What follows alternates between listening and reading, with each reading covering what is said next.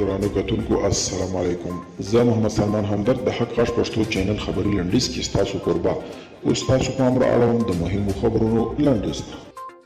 د امریکا نوي ولسمشر جو بایدن پر افغان جګړه باید تمرکز وکړي. نیویارک کر نشریه په یو مقاله کې لیکلي چې په افغانستان کې د امریکا جګړه شل کلنه شوه، میلیارډونه ډالر لګښت پرې درلود، سلګونه امریکایي سرتیري پکې ووژل شول، خو تر دې دمه هیڅ راز بریا نه لري.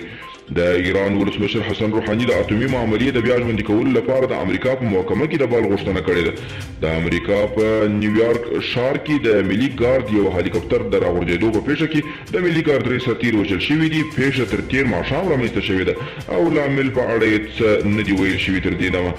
ډونالډ ټرمپ سپینه ماڼۍ کې له خپل دفتر څخه د وتو پر مهال جو بایدن ته یو لیک پرېښی دی. د ټرمپ ویان جود ډیر د دې خبرې پخلی کړی دی. د هغه زیاته کړې ده چې د دې لیک محتوا به یوازې د ټرمپ او جو بایدن ترمنځ وي.